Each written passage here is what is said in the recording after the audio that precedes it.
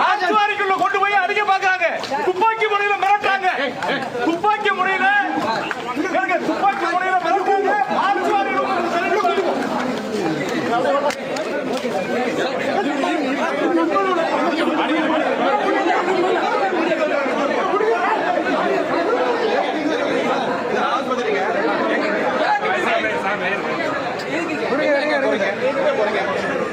ஒரு legal action எடுத்தா இப்படி தான் பண்ணுவீங்களா? வேடிக்கை பாக்குறது போனா போட்டுன்னா உள்ள விட்டாச்சுன்னா நீங்க வேண்டாம் என்னங்க உள்ள விட்டே சார் என்னங்க நான் இப்ப